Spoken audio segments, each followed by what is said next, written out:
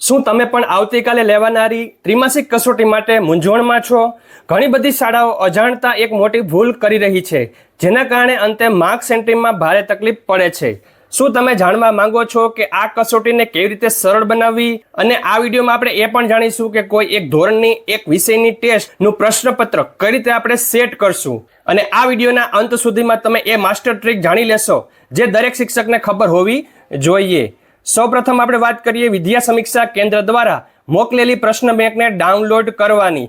તો આ પ્રશ્ન બેંક આપના ઈમેલ એટલે કે શાળાના ઓફિશિયલ ઈમેલ આઈડી ઉપર અને બીઆરસી કે સીઆરસી કોઓર્ડિનેટર સાહેબશ્રીના ઈમેલ તેમજ સીટીએસ લોગિનમાં સુરક્ષિત છે. હવે જોઈએ બ્લુ પ્રિન્ટનું મહત્વ. આ બ્લુ પ્રિન્ટ મુજબ જ પ્રશ્નપત્ર તૈયાર કરવું જેથી વિદ્યાર્થીઓનું મૂલ્યાંકન સચોટ થાય.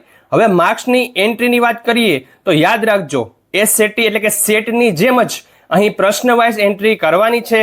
જો તમે પ્રશ્ન બેંક અને બ્લુપ્રિન્ટ ફોલો કરશો તો એન્ટ્રી વખતે તમને કોઈ જ તકલીફ નહીં પડે.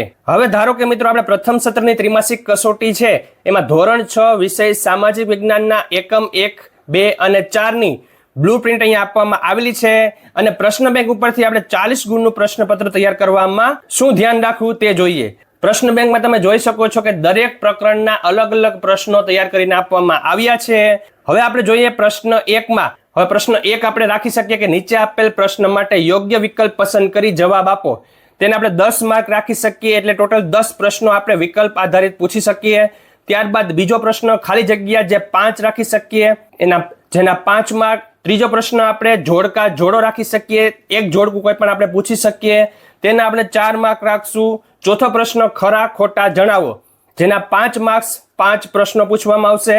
અને પાંચમો પ્રશ્ન જાણીએ તો નીચે આપેલ પ્રશ્ન માટે ટૂંકમાં જવાબ આપો જેમાં 4 પ્રશ્નો કોઈ પણ 4 આપણે પૂછી શકીએ જેના દરેકના 2 ગુણ રાખીએ એટલે 8 ગુણ થયા.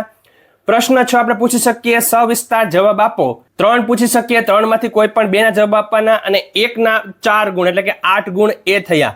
આ રીતે આપણે 40 ગુણનું પેપર સેટ કરી શકીએ, 6 પ્રશ્નો સેટ કરી શકીએ. હવે સાંભળો કે શિક્ષકો માટે માર્ગદર્શિકા શું કહે છે કે 30% HOT પ્રકારના પ્રશ્નોનો સમાવેશ થવો જોઈએ. સાથે સાથે શિક્ષક મિત્રો જીસીઆરટીની નવી બ્લુપ્રિન્ટ અને પ્રશ્ન બેંક મુજબ પ્રશ્નપત્ર તૈયાર કરતી વખતે 30% ઉચ્ચ સ્તરીય વિચાર આધારિત પ્રશ્નોનો સમાવેશ કરવાનું આયોજન ખૂબ સરળ રહે.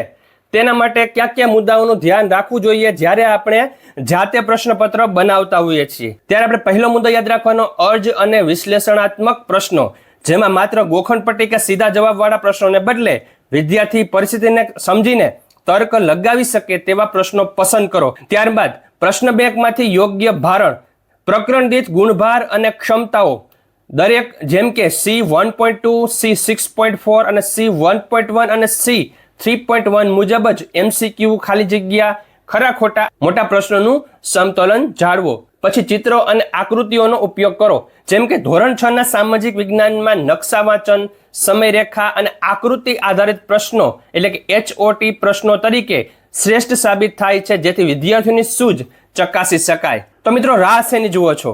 અત્યારે જ આ વિડીયો તમારી શાળાના WhatsApp ગ્રુપમાં શેર કરો. આવી જ લેટેસ્ટ માહિતી માટે આ ચેનલને સબસ્ક્રાઇબ કરવાનું ભૂલતા નહીં. Thank you very much. જય શ્રી કૃષ્ણ.